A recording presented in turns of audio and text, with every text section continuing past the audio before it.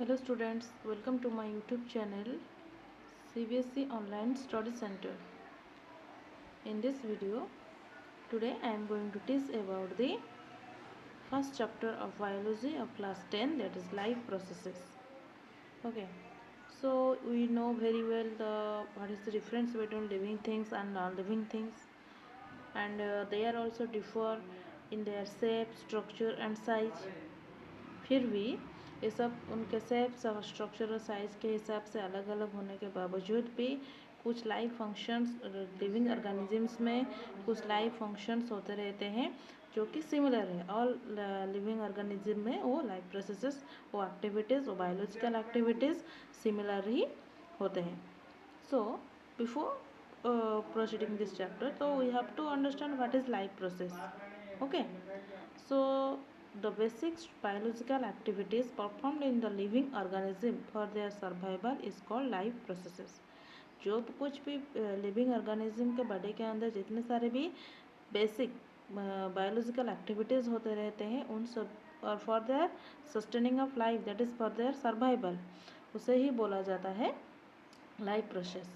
तो mainly the basic life processes are nutrition, respiration, transportation, excretion, movement और भी बहुत सारे लाइफ प्रोसेसेस हैं।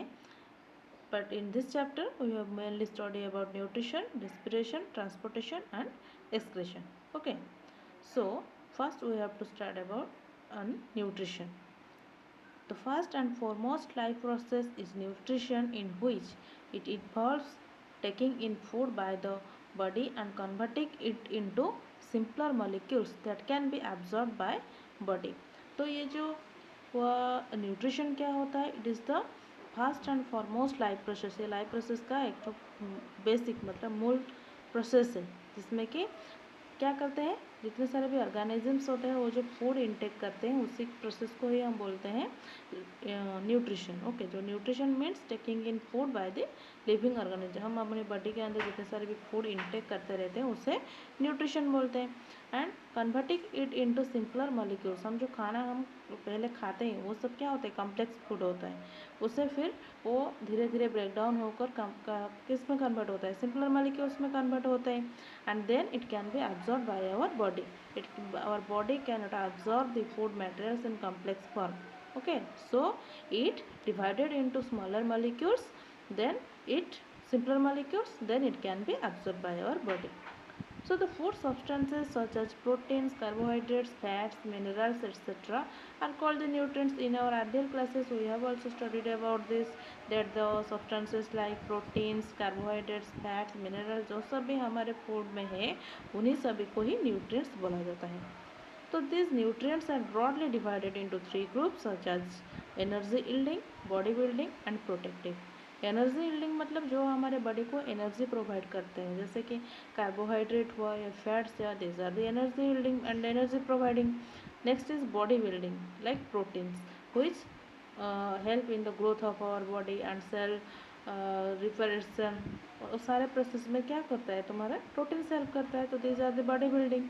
नेक्स्ट इज प्रोटेक्टिव, अगर कोई डिजीज़ हो या हमें जो इम्यूनिटी पावर हमारा जो बढ़ाता है, that is the vitamins and minerals. Okay, वो अगर हमारे फूड में रहेगा तो ये जितना ज़्यादा हम विटामिन्स और मिनरल्स खाएंगे वो हमारे इम्यूनिटी पावर को बूस्ट करेगा। ठीक है ना, ये था न्यूट्रिशन के बारे में। अभी मोड्स ऑफ न्यूट्रिशन, तो ये जो न्यूट्रिशन को modes of nutrition means it is the method of obtaining food by an organism. जितने सारे लिविंग ऑर्गेनिज्म है वो सारे अलग अलग तरह से अपना खाना खाते हैं, तो उसी को ही बोला जाता है मोड्स ऑफ न्यूट्रिशन। तो on the basis of this mode of nutrition organisms are divided into two groups. तो ये जो मोड ऑफ न्यूट्रिशन के बेसिस पे ऑर्गेनिजम्स को टू टाइप में डिवाइड किया गया है, एक तो है autotroph and another is heterotrophs.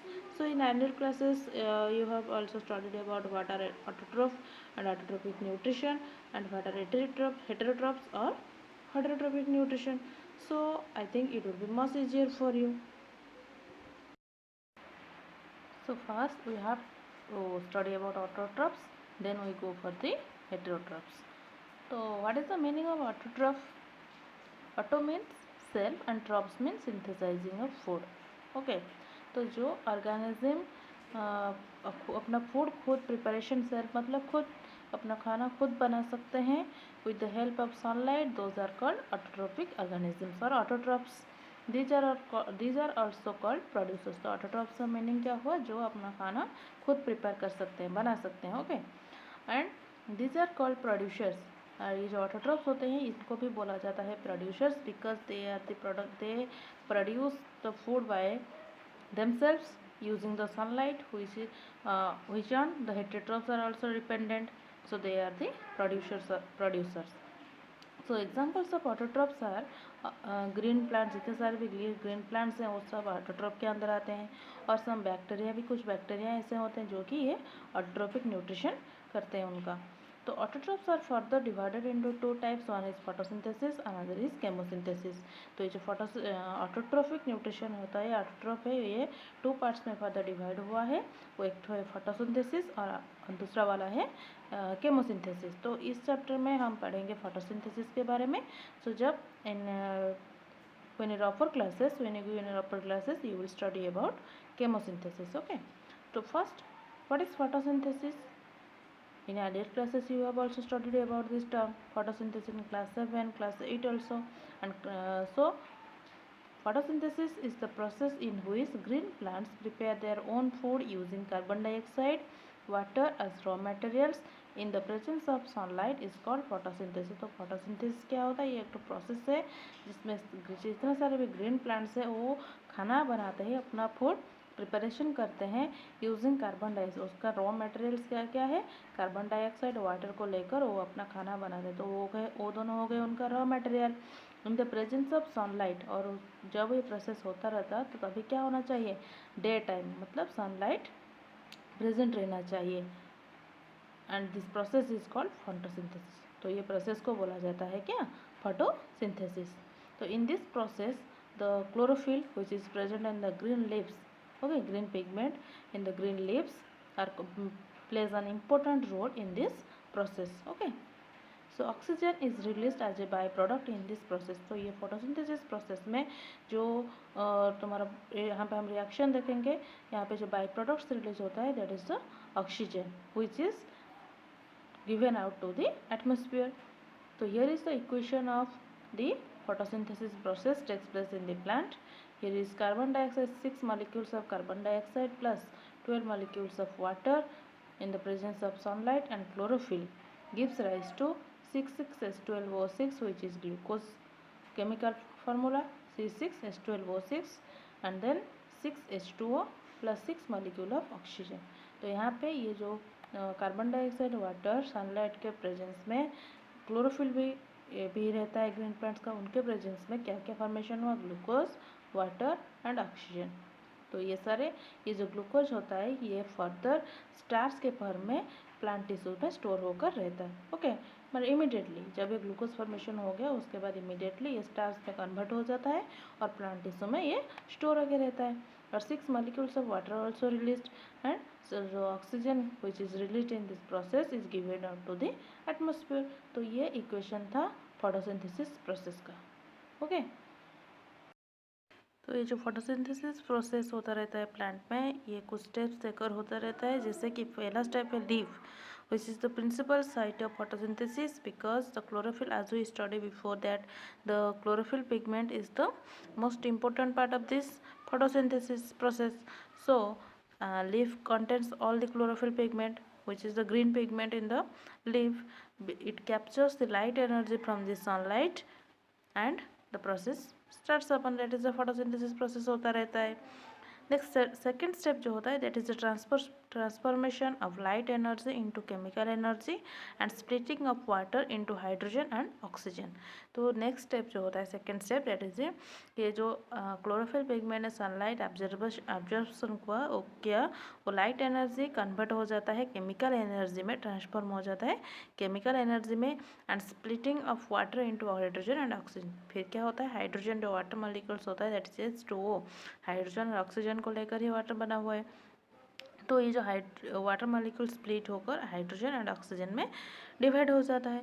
Next step is reduction of CO2 by hydrogen ions to form glucose.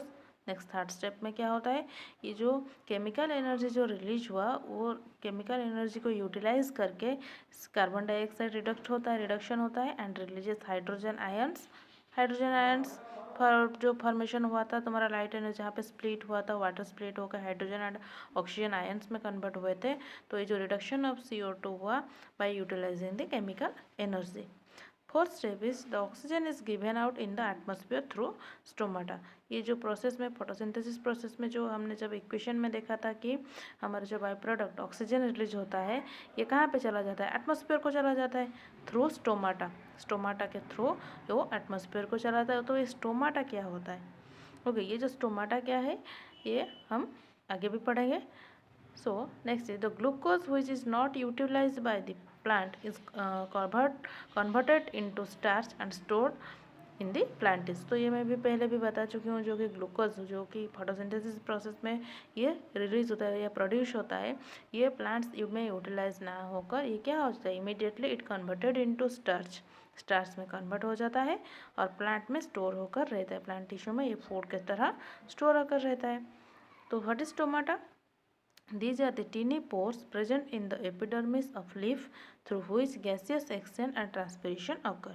तो ये जो स्टोमाटा होता है ये तो छोटा छोटा पोर्स होता है जो कि लीव्स के सरफेस एरिया एपिडर्मल एरिया पे जो प्रेजेंट रहते हैं और इसके थ्रू ये क्या मदद करता है, it is help in gaseous exchange and transpiration. Okay तो फंक्शंस क्या है स्टोमाटा का, exchange of gases O2 and CO2। तो प्लांट में गैसेस एक्सचेंज का मतलब ऑक्सीजन और कार्बन डाइऑक्साइड का जो गैसेस एक्सचेंज होता रहता है उसमें मदद करता है और losses large amount of water during transpiration. और इसके थ्रू भी क्या होता है, प्लांट जब ट्रांसपिरेशन प्रोसेस में क्या करता है, large amount of water also release through stomata. Next opening and closing of stomatal pores. So ये जो स्टोमाटल पोर होता है, जो पोर्स होते हैं on the leaf of the plants, it is control by the turgidity of guard cells. ये guard cell के turgidity के ऊपर डिपेंडेंट है। When guard cells uptake water from surrounding cells they swell up as a result stomata open. तो ये जो stomata होता है ये क्या होता है, इसका closing and opening dependent on the turgidity of the guard cells. तो ये जो हम आगे भी देखेंगे कि इसका स्ट्रक्चर कैसा होता है। तो ये जो गार्ड सेल के ऊपर डिपेंडेंट होता है, अगर ये जो गार्ड सेल होता है ये अगर वाटर अपटेक करता है मतलब इनटेक करता है, जितना वो फ्रॉम सराउंडिंग सेल से वो वाटर इनटेक करेगा तो ये क्या होगा, इट स्वेल्स अप, ये फूल जाता है जिसके वजह से स्टोमाटा ओपन हो जाता है। When the guard cells lose water, they shrink and become straight। जब ये गार्ड सेल्स पानी लॉस करते हैं, जो पानी वो सराउंडिंग से अपटेक किए थे वो जब लॉस हो जाता है वो श्रिंक हो जाते हैं एंड बिकम स्ट्रेट, वो सीधा हो जाता है। जब वो पानी स्वेल करते हैं वो कर्व हो जाते हैं कर्व्ड, लेकिन जब वो पानी श्रिंक कर लॉस होता है तो वो श्रिंक होकर स्ट्रेट हो जाते हैं, जिसकी वजह से वो जो स्टोमाटल पोर्स होते हैं वो क्लोज हो जाते हैं।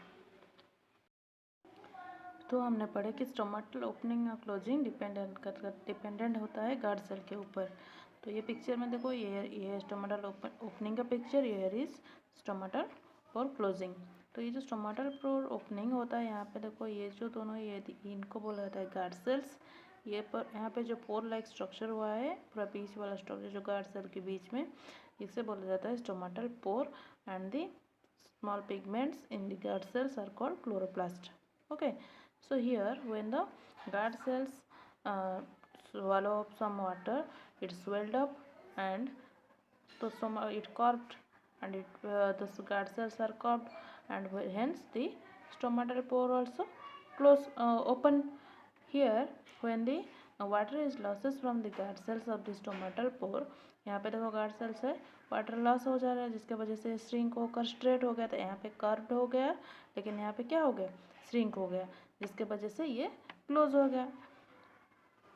उसके बाद ये इसी प्रोसेस में ही होता रहता है, स्टोमाटल ओपनिंग और क्लोजिंग प्रोसेस डिपेंडेंट रहता है किसके ऊपर, ये हमेशा याद रखना कि गार्ड सेल के ऊपर turgidity of guard sales, stomatal opening and closing is dependent. Okay, next significance of photosynthesis. जो फोटोसिंथेसिस प्रोसेस हमने पढ़े वहाँ जो प्लांट सेल में जो होता रहता है फोटोसिंथेसिस प्रोसेस, इसमें क्या महत्वपूर्ण क्या है।